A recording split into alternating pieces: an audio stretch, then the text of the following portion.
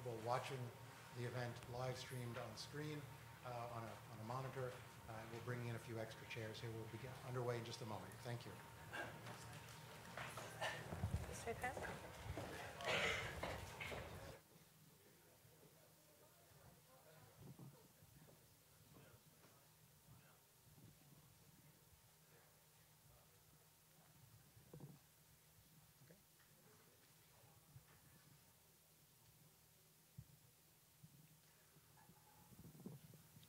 Well, good afternoon and welcome. I'm Mark Sheeland. I'm Director of Programs here at Middle East Institute. We're very happy to have you all with us today for this conversation with Talia Sasson, President of the New Israel Fund and a former state attorney and senior advisor to Prime Minister Ariel Sharon in Israel. The Middle East Institute thanks the New Israel Fund, the Foundation for Middle East Peace, and Americans for Peace Now for bringing Ms. Sasson to Washington and for inviting us to co-sponsor this event. I was going to make an announcement about moving to interior seats if you're on the aisle to make room for late arrivals. I think I can dispense with that. It's very gratifying, of course, to see an overflow crowd for an event at MEI. Thank you again for joining us today. We are live streaming this event on our website. And with that in mind, we'd ask you to silence your handheld devices. We do encourage tweeting. Please use the hashtag MEIEvent. And the recordings of this event in both podcast and video form will be available on our website, mei.edu, in a day or two. I encourage you to keep up with MEI on Facebook and Twitter and to visit our website regularly. You will find there some great analytical writing, interactive graphics, and other tools for understanding the region. You can also get information on upcoming events. Please note that on July 12th, we expect to welcome Senator Chris Coons as the opening speaker in an afternoon conference on U.S. policy toward Iran. We will shortly announce the panel topics and speakers for that event on mei.edu. Turning now to today's event, MEI is pleased to collaborate with the New Israel Fund. NIF is a leading organization advancing and defending democracy and building progressive civil society in Israel. The fund has provided hundreds of millions of dollars to grassroots organizations in Israel since its founding in 1979. Attorney Talia Sasson is president of the New Israel Fund and chair of its board. Ms. Sasson served as a special legal advisor to the government of Israel from August 2004 to March 2005 at the request of then Prime Minister Ariel Sharon. In that capacity, she authored the Sasson Report on illegal outposts and law enforcement by Israelis in the West Bank. Ms. Sasson served for 25 years at the State Attorney's Office and headed the Civil Division in the Office of the District Attorney of Jerusalem.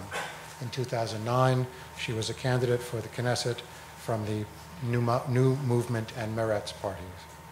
She's the author of a book, At the Edge of the Abyss, Is the Victory of the Settlements the End of Israeli Democracy, which was published in Hebrew in 2015. She serves on the public councils of numerous peace and human rights organizations. Joining Ms. Sasson is Mr. Amir Tibon, the Washington, D.C. correspondent for Haaretz newspaper. Mr. Tibon was from 2013 to 2016 the diplomatic correspondent for Walla News, one of the largest news websites in Israel. His writing on Israel and on the region has appeared in The Atlantic, Foreign Affairs, The New Yorker, Politico magazine, The Huffington Post, The American Interest, Tablet magazine, and The New Republic. His first book, a biography of Palestinian President Mahmoud Abbas, will be published in July of this year. Talia and Amir will begin the conversation on stage, and there will be ample time for your questions before Amir closes the event promptly at 1:45 p.m. Thank you again all very much for coming. Please join me in welcoming Talia Sasson and Amir Tibon.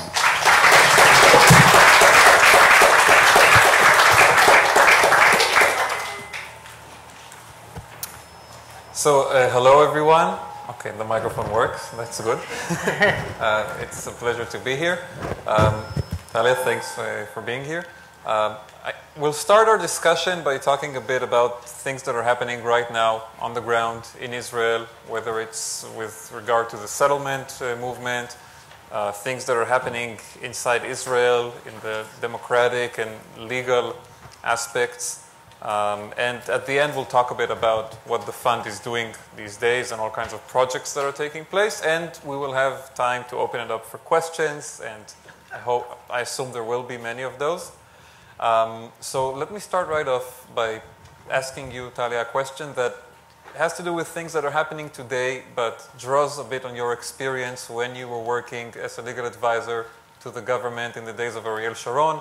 And at the time, you prepared a very famous, in Israel at least, very famous report about the illegal outposts in the West Bank and the expansion of the settlement movement. So this week, we had Jared Kushner visiting Israel, trying to get peace between the Israelis and the Palestinians. And as he arrived, there were two interesting and contradicting statements being made in the Israeli media. On the one hand, we saw Prime Minister Netanyahu write on his own Facebook page that his government, the current government, is the best government ever for settlements in the West Bank, in the history of Israel. I agree. And at the same time, we were hearing leaders of the settlement movement all over the place complaining that there is no building in the settlement, that Netanyahu is freezing the building de facto. Some of them even calling to replace him, to take down his government and bring up a real right-wing leader. So we're hearing, on the one hand, the best government ever for settlements. On the other hand, a freeze and no building. What's going on here? Well, every one of them is trying to promote its agenda. Let's assume that you're a settler and Jared Kushner is coming to Israel to talk about a deal, which means no settlements, right? What would you like to present to him? How come? There's no settlements. We demand, we want more, right? On one hand. So this is for two reasons. One, to explain to this Kushner that our demand is to continue the settlement enterprise and don't think of getting any peace agreement. You could, of course, make any peace agreement you want, but the area remains ours. On the other hand, Netanyahu could show Trump that what kind of people he has in his coalition, that if there would be some pressure on the Israeli government, then the coalition would collapse. So he needs to give them something. What can he give them for the purpose to shut them down? More settlements. So now he declared that he is going to establish a new settlement in the West Bank, something that the government of Israel tried not to do. Let's say not always succeeded, but they are trying not to approve new settlements in the West Bank. So now is the right time to do that. He promised the settlers. Without having pressure on him, how can he get Trump to approve this new settlement? So they're doing their role, he is doing his role, and as long as there are more settlements, everything is settled. So what you're saying is that this is some sort of internal political theater. The whole thing is internal political theater. There's no foreign affairs policy. There isn't such a thing. That the whole thing is not, I don't think that there is somebody that, I'm sorry to disappoint you. I don't believe that there is somebody that is thinking what is the good for the interest of the state of Israel. The question is what is good for the survival of this government. This is the question. That's it. And this is the answer. Now, when you were working on that report at the time for Prime Minister Sharon about the illegal outposts, about what's happening in the settlements, you look back at your work back then and you compare it to the situation that we have today, 2017, in the West Bank. What has changed? Not a lot. The only thing that was changed, I thought in the beginning that nothing was changed. And then I was corrected that it's not true. They didn't continue the phenomena of new outposts. After the report was published, they didn't continue the phenomena of building new outposts. I have to admit, yes, it didn't happen. But they didn't stop the building in the West Bank. So they continue to build where the outposts were. And they are trying to turn, the outposts are an illegal settlement under internal law of Israel. Because if you're looking at the whole phenomena by the international law, so the majority of the world believes, including the United States, that it is illegal whatever it is. Every settlement, every outpost. But under Israeli law, the outposts are illegal under the internal law of Israel. So they're trying to turn those outposts into a so-called legal under internal law of Israel. They can do a part of it, and a part of it they can't do. So what they did lately, a few months ago, the expropriation law, I don't know how you call that, the expropriation. The law that basically is making the outposts legal, So-called legal. The main problem that they have, why they couldn't make it legalize, those outposts, because many of them were located on private Palestinians' land. Now, they legislate a law that private Palestinians' land is ours too. That's all. Now, everything. You could legalize everything. Everything. And that's when the Supreme Court intervened. We don't know yet. There is an appeal. I don't know what will happen with that. I can't imagine that they will approve this law, but, I couldn't imagine many things. And, we don't know yet what the new administration here in Washington really wants to do on the peace process and the settlements. We are hearing all kinds of conflicting reports and intentions, and Kushner is going back and forth, and Greenblatt. But from your experience, if there's one advice that you would give them on the issue of settlements and how to deal with this specific issue, what would it be? Well, if they were looking for my advice. Who knows? Maybe the White House is watching us right now. That might be. I trust them, they are. Well, what I would recommend them, look, I think that it's extremely important for the world to understand, not only Jewish communities, everybody, Israelis and others. I'm an Israeli patriotic. I love my state exactly after my family. But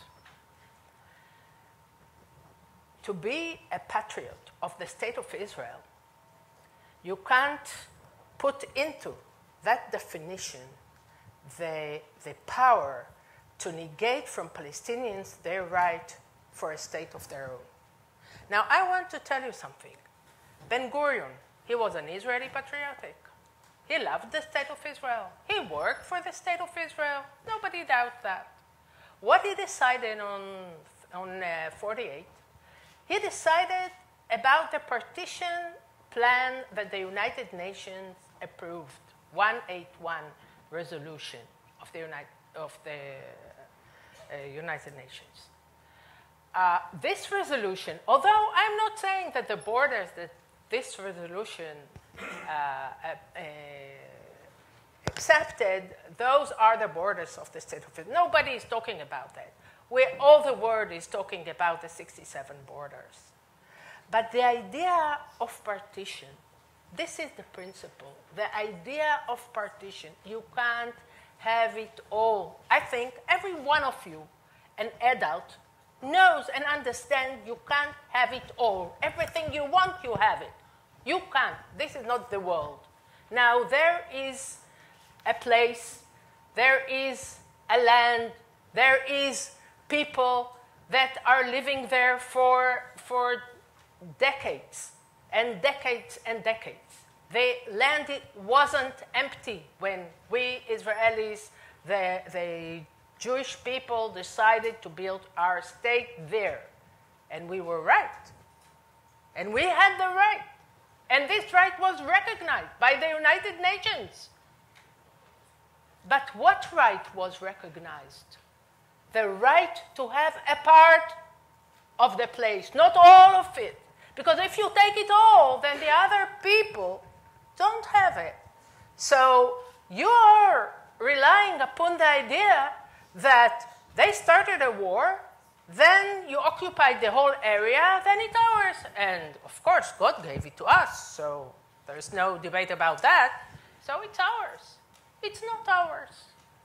And you can't take the rights of a people to have their basic right for self-determination.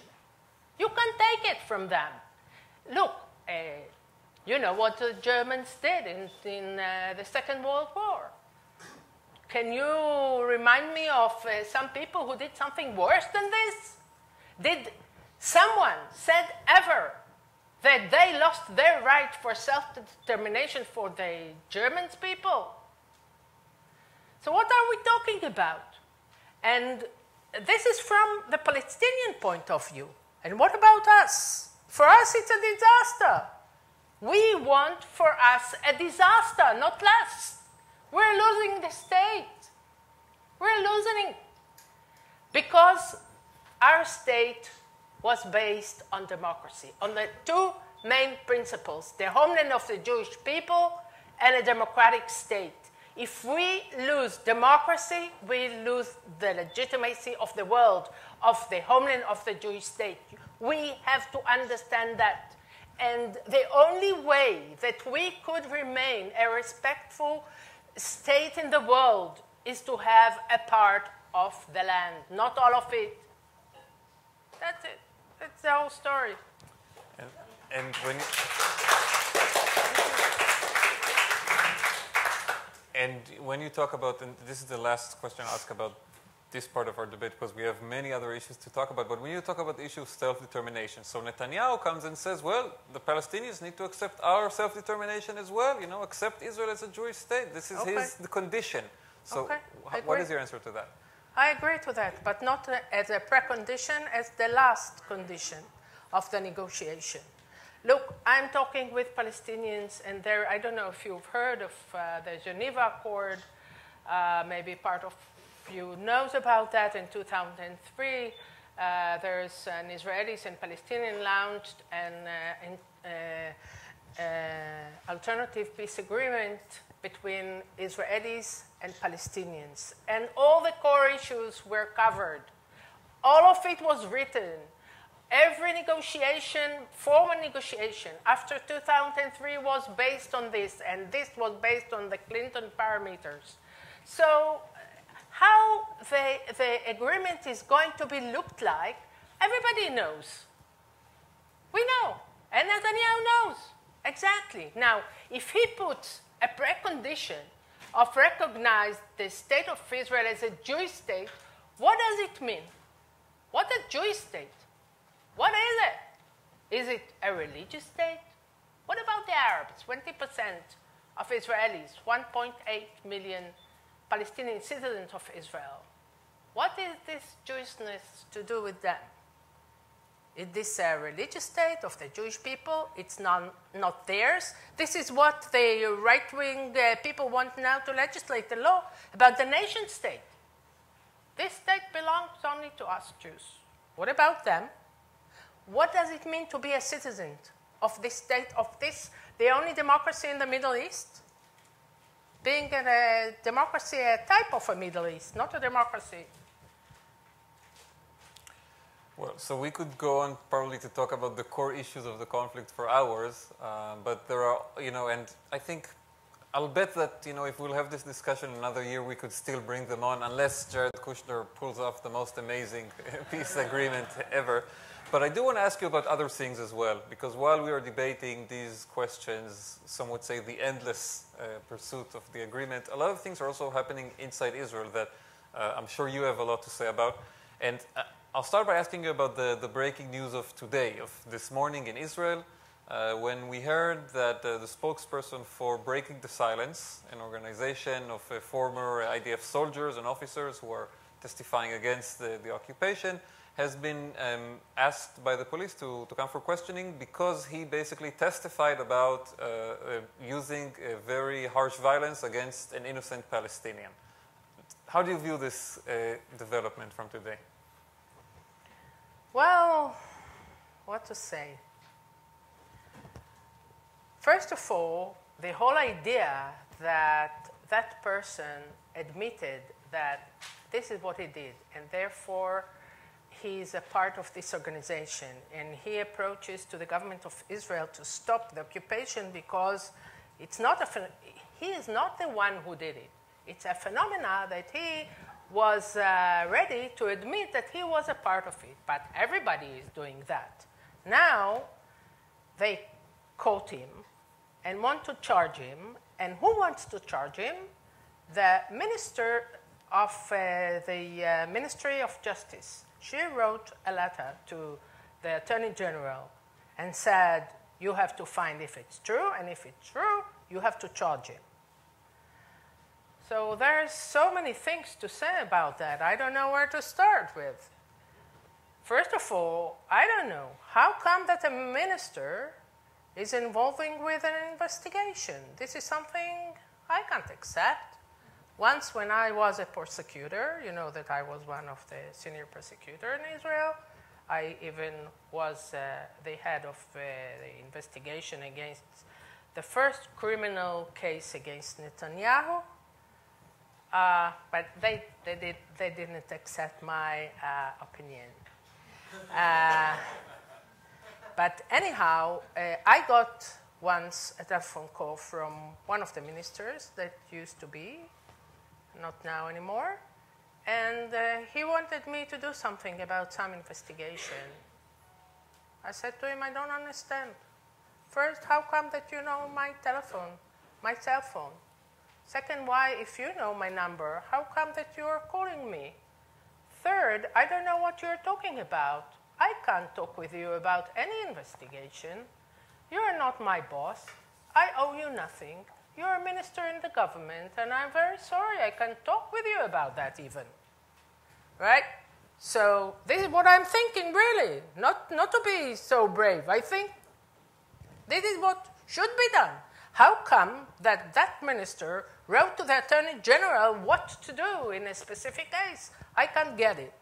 This is one thing, but this is not the worst. Your story, a bit of a James Comey story right there, some would say. But then, as to the aspect of, the event itself, and because a lot of the critics of Breaking the Silence and of NIF will come say, well, look, you guys are supposed to be against violence, so how come, she's waiting for us to say that, exactly. But what I would say, first of all, where were you until today? So it's a matter of a few years. Why did you wake up today? What happened that you started the investigation? But this is not the issue. The issue is that you have to ask yourself, if that minister, her aim is to bring more justice and forcing of the law, would it be the result of her interference now or not? Because if you're going to charge that person and you're going to send him to jail, do you think that there will be a second one who will declare about phenomena of hitting Palestinians after him or not? So the whole thing is to bring people to shut their mouth and not to speak about what they see, because she wants the occupation to continue and continue, and she knows exactly what is the price, and she wants us to pay the price. That's it. She doesn't mind as long as we hold the area. So basically your concern is that if someone is being, put on trial for testifying about things they did during the military service, no people will be willing to testify in the future? Look, I'm sure that this president won't bring more people to give testimonies about what happened. He's that guy, he's an ideological warrior. He wants to put it on the public sphere. He's the kind of person who would pay the price. He's ready to pay the price, I'm sure. But you know that this organization is attacked daily by the government. Our organization is attacked by Bibi Netanyahu, I think, the last month 4 times. Especially against NIF. Yeah, he usually likes to do something interesting, which is to link you guys with Naftali Bennett. Whenever Naftali Bennett, who is the Minister of Education and who is to the right of Netanyahu, attacks Netanyahu over something not being enough right-wing, Netanyahu has this kind of, it's like a copy-paste kind of thing that, Bennett did something with NIF. I don't remember what it was. Oh, the last time that I was involved with it was a week ago in the Haaretz conference. You know that Bennett, he boycotted the Haaretz conference in last years. He said he is not ready to come to talk when NIF is one of the sponsors of the conference. This year, he accepted. And I said that when a politician does something good, you have to say that publicly. So I said it's very good that Bennett accepted to give his speech in a conference when NIF supported. He wasn't very happy, but we were. It wasn't the blessing he was looking for. Maybe he wanted you guys to attack Haaretz for inviting him. But, but to go back to the subject, do you see an escalation in these kinds of attacks on organizations like NIF, like Breaking the Silence, and why? This is something that I could try to explain. I think that in Israel we have a delegitimization of the left for many years, since the Rabin assassination and before that. I think that people are afraid to declare we belong to the left. I think that one of the tools that Bibi Netanyahu used is how to create an enemy. Those people, they are bad people. They are against the state. They are traitors. They are not patriotic of the state of Israel. This is the way he does to human rights organizations, since they are the only ones who remained to fight for our goals as democracy. You know that democracy became a matter in a debate. You believe in democracy, I believe so, but not all of the Israelis are believing in democracy, because this right-wing government tries to persuade the people that there is contradiction between Jewishness and democracy. What is the problem with democracy? We lived with democracy a few years, nothing happened bad to us. So why it became so risky for us, this democracy? Because democracy is based on equality. And equality, it means equal rights to Jews and Arabs. This we don't like. Arabs equal to Jews? No, no, no. Those who are ready to accept the Arabs as equal to us, they love the Arabs. If you love the Arab, you hate the Jews. So there is a contradiction between being a democratic state and a Jewish state. And therefore, when there is a contradiction between those two things, Jewishness and democracy, then we are for Jewishness. So there is a wind coming from the government against specific populations. And we are, as an organization, that demanding democracy, demanding equality, demanding integration of Palestinian citizens of Israel with Israelis, and demanding basic rights to everyone, then We became the enemy. That's it. Now, I'll ask you a question that has to do with internal Israeli politics on the left, because some people on the left, like, you know, you would say even like the leader of the opposition, Herzog, their calculation in response to what you describe as delegitimization of the left is to come and say, we're going to take some distance from organizations like NIF. We're going to call you out. We're going to say that you are the ones hurting the left. You are the ones taking it too far to the extreme. What is your response to that kind of internal debate? What is the extreme? Being a democratic. This is being on the extreme. So what is the mainstream? I really don't know. I don't understand that. I don't think I am one on the extreme. I think I am the mainstream of Israel. I hope. But for the right-wing people, it's good to put us under a definition of the bad guys. It's good for them. They think that it encourages their base when you have an enemy. Someone to point at. Herzog. What to say about Herzog? You can say Tell me yourself. I don't know. He's running for re-election in the Labour primaries in 12 days. I don't see his successes. And I can't support this way of behavior. Look, maybe because I'm not a politician exactly. I'm an ideological person, and I believe in principles.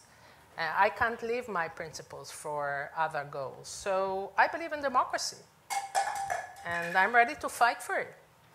And I think that the one who abandoned those principles, maybe he didn't abandon, but he doesn't want to put them on the table publicly and openly.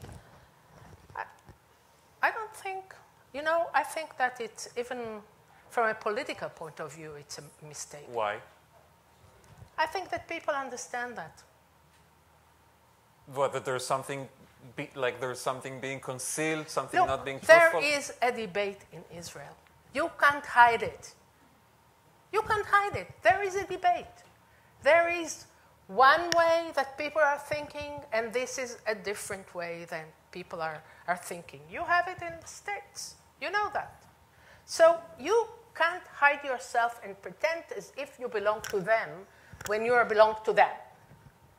They know it, and they know it where you belong to. And anyhow, even if you could really hide, I don't like it. I can't accept it as a strategy, as a way to do politics. Yes, and I think it's not working. But anyhow, if it's working or if it doesn't work, I'm not there. And this is kind of, I think, in a way, you know, reminds people of the debates that are happening in the United States now among the opposition, or maybe I should call it the resistance, you know, all kinds of terms. And I do want to ask you, before we talk a bit about different things that NIF is doing these days in Israel, if you have felt any effect in Israel from the events that have been happening here for the last half year, the rise of President Trump, specifically on the issue we discussed in the last few minutes of, you know, civil society and organizations. Where do you see it? Well, this is a very important question. Look, President Obama was a human rights defender. This is from my point of view. This is what I have seen. And when the government of Israel started with this kind of legislation, what we call the anti-democratic legislation, he interfered from time to time. So many times it was quiet. You know, not you couldn't read the headlines in the news about that.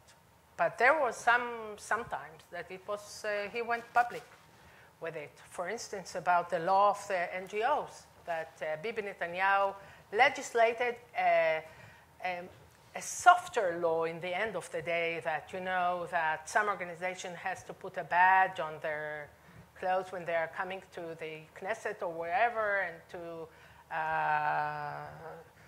declare about themselves that they are foreign agents of some foreign entities or states. When he decided, Bibi Netanyahu, to legislate this law, Samantha Powers came to Israel. I met with her, and some other organizations met with her, with Dan Shapiro. And she wanted to listen to us, the civil society, to hear what we have to say about this legislation. And she went the day after to speak with Bibi Netanyahu. I don't know what she spoke with him, but I know what Dan Shapiro said publicly in the radio about this law. And he said that in the United States it couldn't pass this law. And they had a huge argue with them if it could pass or not or whatever. So we had, on that time when Obama was a president, we had some policemen that was in the area. This policeman vanished. Now, who we have to defend our human rights? Trump? Well, it was interesting that we saw the German government last week kind of intensifying their position on the issue of the NGOs in Israel in light of the new legislation that Netanyahu says he wants to propose, that any foreign funding will be forbidden. So the German foreign ministry put out a statement saying that this is like China and Russia. Yes, well, I support them with what they're doing.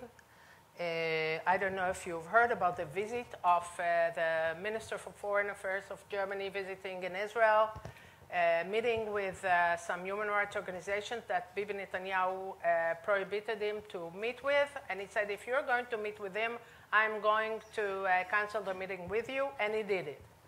I was in that meeting. And I met with the Minister for Foreign Affairs of Germany. And I appreciate very much what he did. I think it was a real backing for some organizations in Israel that are being, I don't know how to call that the government delegitimized those people, as sometimes I'm afraid, you know, that before Rabin was assassinated, people called him traitor. Called him traitor, and one day someone came with a gun and killed him. So why not to do that to those horrible people from breaking the silence or B'Tselem? Who's going to be responsible for that? You know, the deputy for Ministry for Foreign Affairs, Hotobeli, she said about breaking the silence a month ago, she said, this is the enemy of the inside. I don't know if I used the right word. Like the internal enemy. No, internal enemy, from the inside. You know that the Nazis used to call their Jews in Germany. And the Nazis. And the Speaker of the Knesset, he said in the Independence Day from Haaretz, you know, his speech is something that used to be uniting the whole populations in Israel. You know what he said? He said about the left, not all of them are traitors. Thank you very much. Now, you know, you have become very affiliated with these kinds of organizations and with the work that NIF is doing on, you know, I would say the toughest issues in the Israeli debate. Can you tell me a bit more about, you know, in a general outlook, what the fund is working on these days, you know, with this issue in mind and others as well? You know that NIF, New Israel Fund, that was founded approximately 40 years ago, more or less. At the beginning, I think I wasn't there, of course, they thought how to build a civil society, and they dealt a lot with social justice and saw themselves as the whole activity of theirs is to promote civil society in Israel. A strong civil society, it means a strong democracy. In the last years, not 2 years or 3. The last year, 6, 7 years, we're mainly dealing with democracy. We're seeing that we have to defend democracy in Israel. And it's more important than everything. So we used to take care, and we're doing that also today, taking care of whatever you want, women, gender, the gays, how you call that? LGBT community. LGBT, yeah. Refugees, people in the periphery, poor people, public housing in Israel, integration between Jews and Arabs, wherever you look. But our main force today is how to protect democracy in Israel, and we are dealing with this every day, and therefore we're so severely attacked. This is the reason. And I have one more question before we open it up for the questions from the crowd. One thing that I've heard as a kind of criticism is people say, well, NIF is doing all these wonderful things, like you said, in public housing and with the LGBT community. Why don't you guys focus on that and, cut ties to any kinds of controversial organizations, people, like stuff that is more, has to do with the occupation? What do you say about that? Well, if we wanted to gain popularity, for sure we had to do that. But we are not there at all. As you see, we are ideological, stupid people. We believe in principles. So I think this is one of the most important things for us to do. I think that to stop the occupation, to bring Israel to a separation between Israel and Palestinian people, to focus on Israel's democracy and defend it. These are the most important things that should be done in Israel. Therefore, I'm there. I'm a volunteer. I could go from here and forget about NIF. But I'm doing that because I believe that this is the most important thing to do. As an Israeli citizen, patriotic of the state of Israel, that is seeing that our state, we're going to do this. And we can't allow ourselves. This is what I think. Anyhow, I can't. If I'll do that, then what about my family that came 100 years ago to this land of Israel to build a kibbutz, to build a state for the Jewish people? All of them are dead already. What about their enterprise? What about the Zionist enterprise? Is that something that you just could turn your back to and deal with yourself? Not me. Well, on that, I don't know, optimistic or pessimistic note,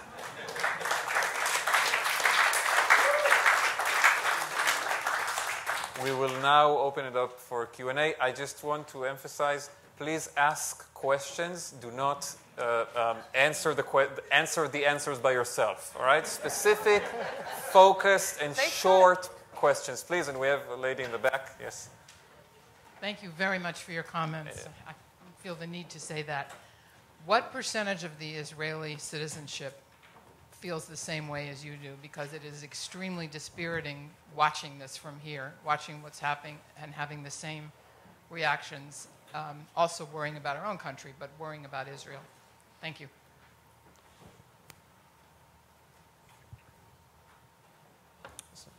To answer or what? We want to take a few and then... Collecting a few questions? If you can remember them, then yes. So we have another one in the back over there. Yeah. Oh, answer first, that's what we do? Okay, okay. Well, I would say that it's very difficult to really know how many Israelis holding my positions. Minority hold my positions publicly. Many of them are afraid. If you're going to ask somebody in the street, what is your view? How would you define yourself? So some of them would say, I'm on the right, and some would say, I'm in the center. But very little amount of people would say, I am a lefty. People don't want to be on the left, and they're right. there is a delegitimization of people on the left. And why should they? But I believe that if we'll have the right leader, I think you would be astonished to see what will come out of Israel. I think that many Israelis feel that something is wrong here. Many Israelis. They even don't know exactly what. Yeah, we had a question over there in the back. And Hi, my name is Netra Halpern with Peace Films, and I really appreciate everything you say, especially defending breaking the silence, because I think they're awesome. I was surprised the very last thing you said. You said defending my home, my family, all that enterprise, and then you said Zionism, because often the same people that believe what you say do not think Zionism is a good thing. So, well, thank you for the question. Yeah, it was wrong for me to say that here, since I know that in America, when you say Zionist, people think, oh, she supports the settlement.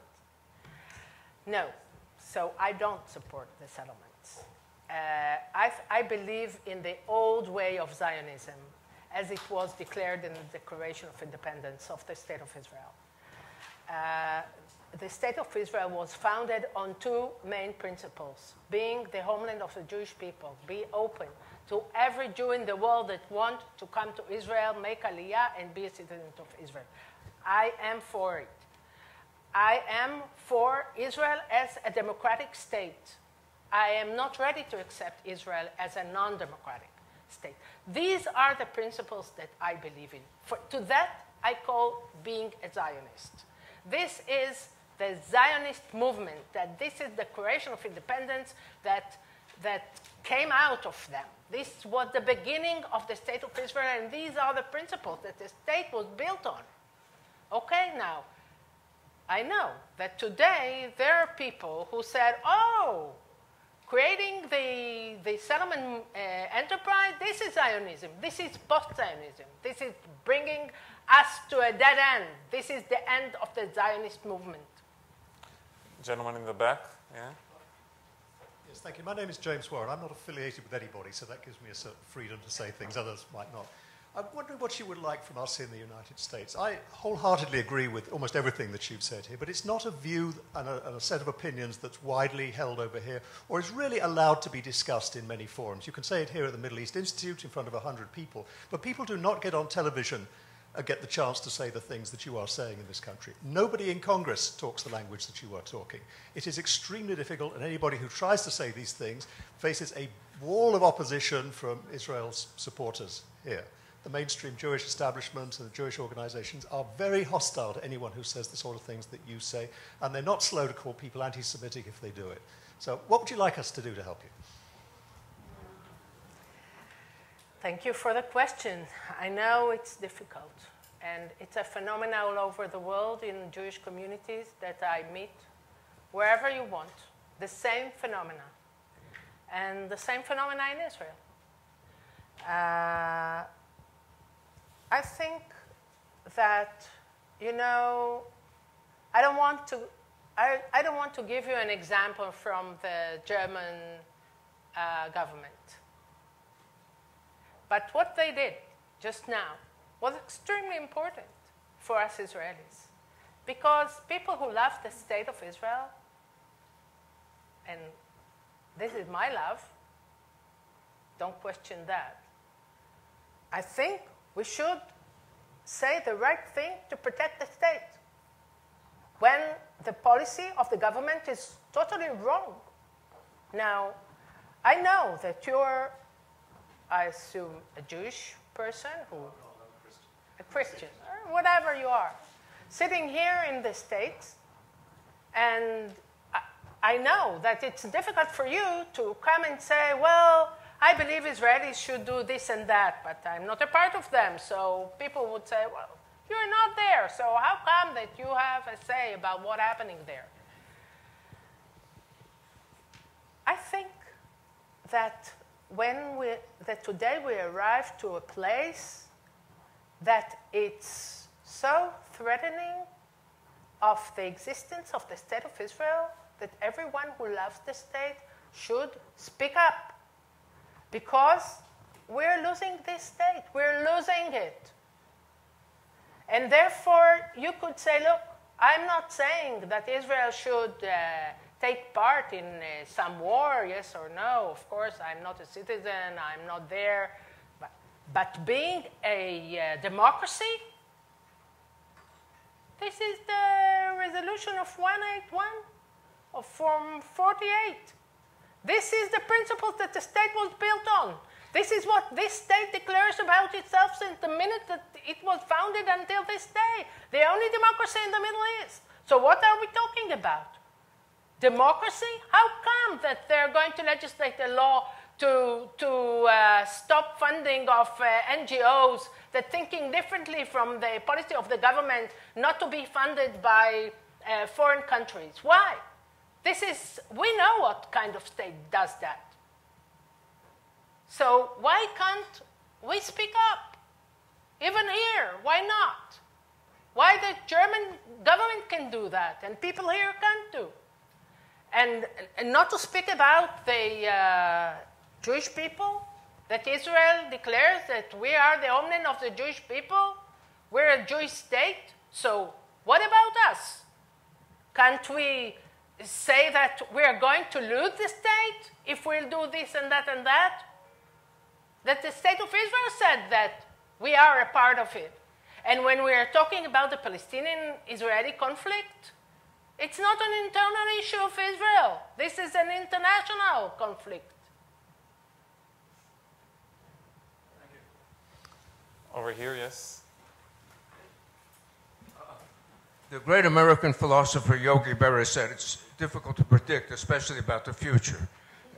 Nevertheless, I'll ask you, if you were to give this talk here 5 years from now, do you think you'll be saying the same things, or do you think there may be a substantive change?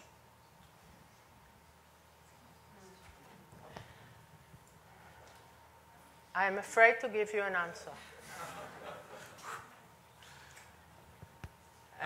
Not because I don't dare to predict the future, which I don't dare to predict the future, but because I dare to predict the future this time. And I'm very much afraid what might happen in 5 years from now. I don't know. I hope we could sit the same as we do now, but I'm not sure. There was, right over there, question. Here in the lane, yeah. Mm-hmm. Hi, thank you. I just wanted to ask a question about the status of Israeli settlers in the West Bank. Netanyahu recently made a very controversial statement, which was, he said Palestinians want ethnic cleansing in the West Bank as a prerequisite for peace.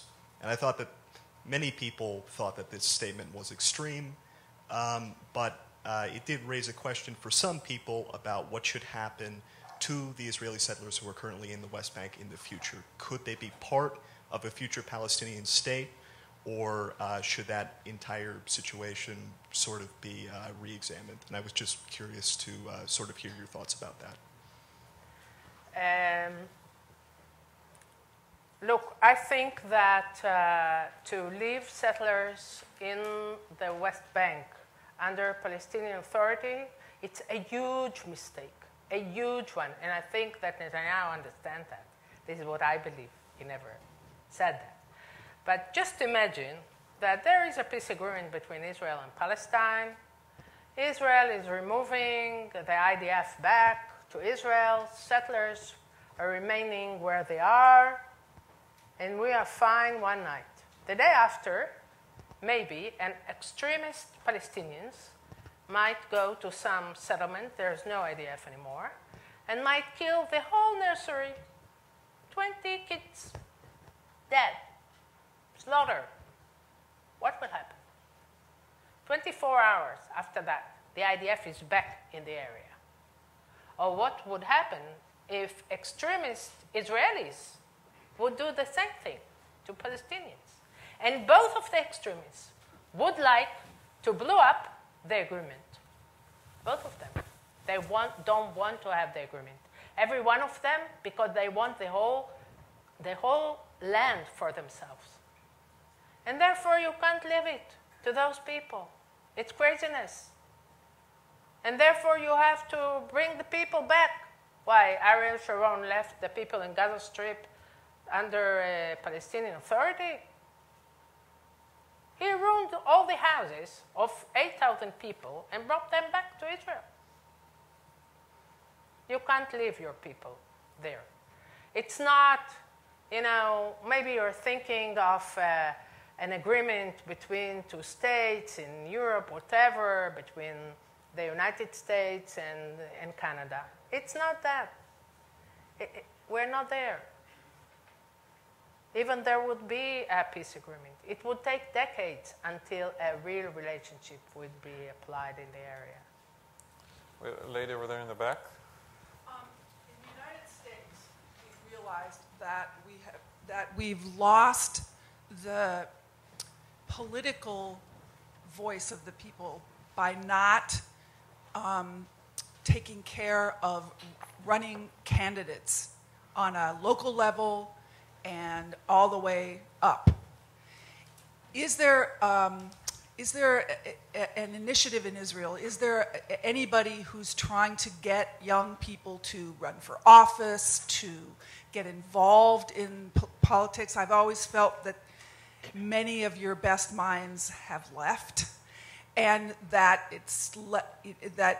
that the people that are running for office, getting involved in the political world of Israel, are missing from a centrist or left or democratic point of view.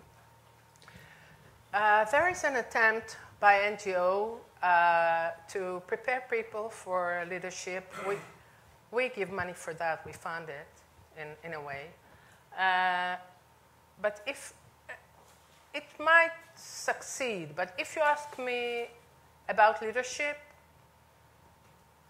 it's something that a person, maybe he doesn't know that yet, but it's something that a person is born with and will have the drive because he believes that things should be changed and come out of the people. This is what I think. But maybe we could help by preparing people for leadership, and we're doing that. Over here in the front.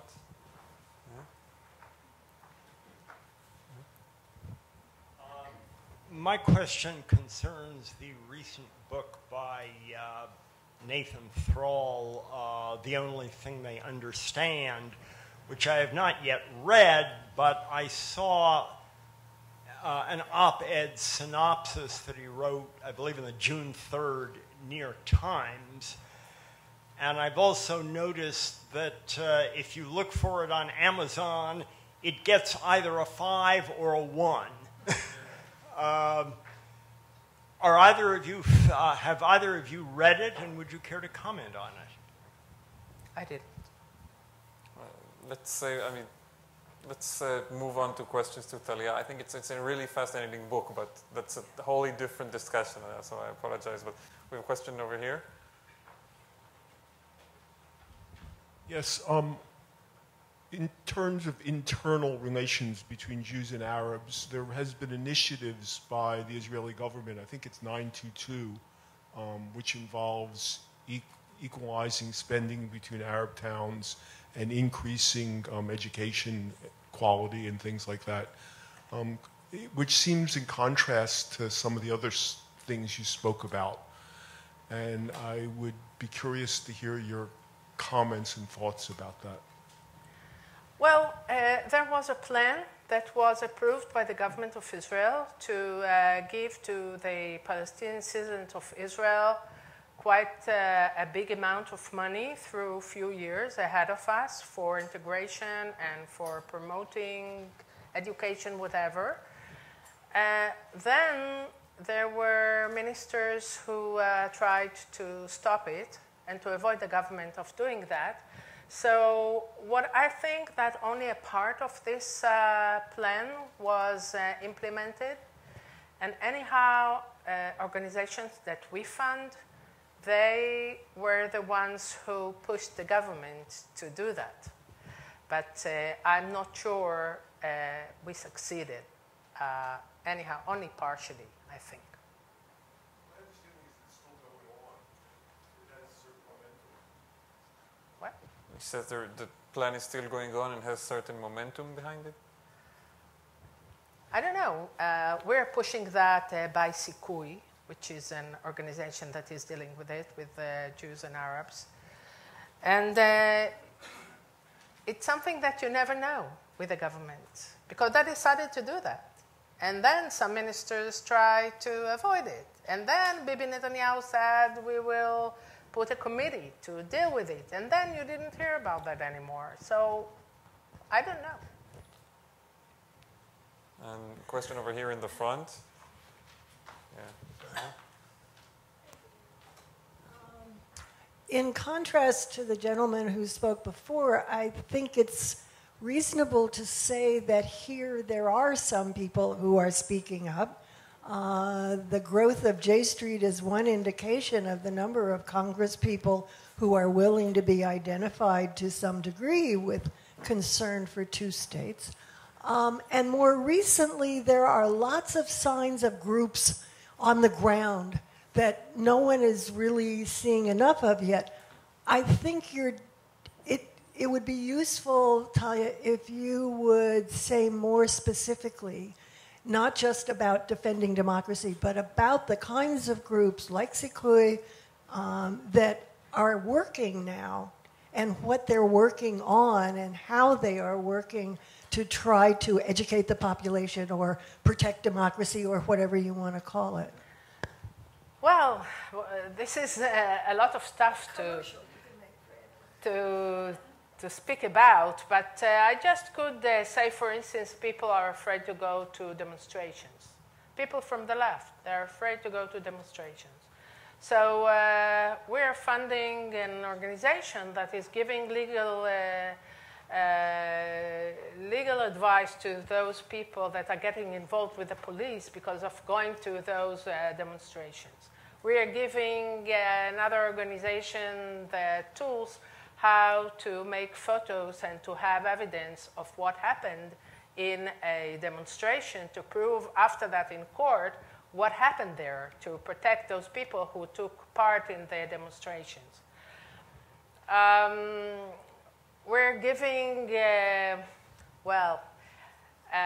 another issue that we're dealing with. For instance, you know that there was a horrible, horrible thing that happened that 3 Jewish people captured a Palestinian boy and burned him to death. After that, there were a lot of people in Israel that wanted to come to comfort the family. So NIF gave money for 5 buses, I think, to bring those people to this family, to sit with them, to speak to them that there are other Israelis, not this kind of. And I think it was a very good thing to do on that time. For instance, the demonstration against LGBT. LGBT, 2 years ago, that a girl was murdered in that demonstration in Jerusalem. And the year after that, we funded the organization of the demonstration. We brought people by buses to Jerusalem. There was a huge... the Pride Parade, basically. What? The Pride Parade in Jerusalem. The Pride Parade in Jerusalem. There was a huge demonstration there that we took part in that. We give money to another organization that is called Biyachad, that people, Jewish people and Arab people are standing together hand to hand to show that there is a common future for people in Israel, Jewish and Arab citizens. It was a big demonstration in Tel Aviv. We funded it. Well, a lot of things that I can't deal with all of them. But NIF is fund organizations that are relating to the Palestinians out of Israel, for instance, Yesh Din, B'Tselem, Breaking the Silence, Adala, things like that. And we fund organizations that, for instance, are dealing with women gender. How to give more equal status to women in Israel. And we quite succeeded, for instance, in buses. You remember that a few years ago. And we fighted it and brought people to the buses to defend those women, not to let them get to the back of the bus, and things like that. And now in Israel, I think you could see some, it's not only connected only to NIF, but I just wanted to give you a little bit some hope. Don't get out from here with a feeling that it is a disaster, because it is a disaster, but we are fighting it. We have one but last quick... I just wanted to say that, look, you could see a signs of resistance of the people, of large societies of people, that they are starting to feel that something is wrong here, is not good for them. For instance, about the media, that Bibi Netanyahu tried to ruin the media, and he didn't succeed totally. There is in academia that Bennett just said that he is going to apply in universities an ethical code that people won't be able to speak about politics. Now, the Association of Students, they announced him that the minute he would do that, they would burst a strike in all universities in Israel. There was an attempt in the Festival of Akko against artists. They, how to call that? They wanted to censor basically a play. A play, yes, that people appeared naked. So the actors canceled the whole festival. They didn't want to come. So there is, you could feel a kind of resistance that is coming, that you could see it now. I can't tell you that it would be a big movement. I don't know what will happen from that, but for me, it's encouraging. Okay, I would love to give more questions. I know many of you wanted to, but I'm getting signals that we have to close. So thanks, everyone, for coming. Thank you, Talia.